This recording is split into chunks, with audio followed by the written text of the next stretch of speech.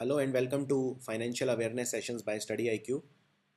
Today we will take a look at Asian Development Bank. तो पहले ये देखते हैं एशियन डेवलपमेंट बैंक के हिस्से कौन कौन से कंट्री हैं। ये तो पूरा एशिया तो है ही, एशिया के अलावा ऑस्ट्रेलिया।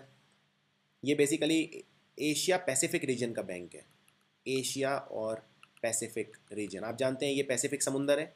अगर आप वर्ल्ड को, ये तो 2D में डायग्राम है, अगर आप 3D में देखें तो ये पूरा पैसिफिक समुंदर है। ये अटलांटिक समुंदर है, ये वाला। ये आप जानते हैं, यहाँ पे ये बरमूडा ट्रायंगल है ऐसे।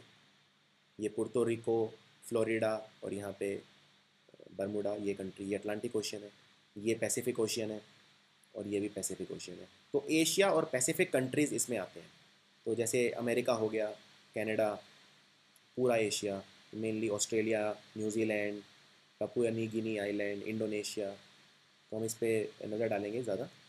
देखिए, एशियन डेवलपमेंट बैंक सबसे पहले ये बना था 1966। हालांकि इस बैंक को बनाने की जो बातें थी वो 1952 से चली आ रही थी, लेकिन अल्टीमेटली ये बना 1966 में, 22 अगस्त 1966। Year is very important. इसका हेडक्वार्टर है मनीला, जो कि फ़िलीपींस की राजधानी है, और इसमें 67 मेंबर्स हैं।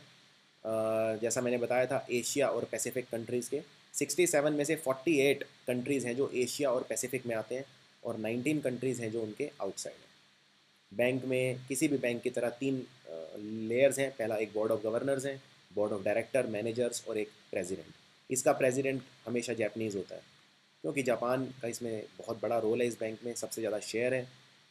बेसिकली इस बैंक में अगर किसी की चलती है तो वो है यूएसए और जापान। तो इसीलिए इस बैंक में यूएसए और जापान की इतनी ज़्यादा शेयरिंग है। इसीलिए परेशान होकर चाइना ने अपना खुद का एक बैंक बना लिया है। चाइना डोमिनेटेड जो बैंक, जिसको बोलूँगा मैं, 30% इसमें चाइना की लागत है। इसको बोलते हैं एशियन इंफ्रास्ट्रक्चर इन्वेस्टमेंट बैंक। इसमें मैंने एक अलग से वीडियो भी बनाया है AIIB पे। इसके प्रेसिडेंट हैं ताकेहिको नकाओ। ये नाम भी इम्पॉर्टेंट है। ताकेहिको नकाओ इसके अभी प्रेजेंट प्रेसिडेंट है, और इससे पहले जितने भी प्रेसिडेंट हुए हैं सब जापानीज़। तो ADB को फंडिंग कहाँ से मिलती है? ADB को फंडिंग मिलती है जितने भी इनके मेंबर्स हैं उनसे, उनके कंट्रीब्यूशन से, अर्निंग से, लैंडिंग ऑपरेशन से। जिस तरह किसी भी बैंक की कमाई होती है इंटरेस्ट से, लोन देके जो इंटरेस्ट मिलता है, इस बैंक की कमाई भी वैसे ही होती है। अगर किसी, मान लीजिए ये 67 मेंबर हैं, किसी भी देश को पैसा चाहिए तो वो इस बैंक से लोन ले लेगा और फिर उस पर इंटरेस्ट देगा, उससे ADB की कमाई होती है। अभी इसमें 67 कंट्रीज़ हैं। उसके अलावा इसे लोन्स और ग्रांट्स मिलते हैं, स्पेशल फंड्स मिलते हैं। The largest is the Asian development fund which offer grants and loans at very low interest rates. दूसरा, वो कंट्री जो बहुत ज़्यादा लोन लेते हैं, जैसे इंडिया।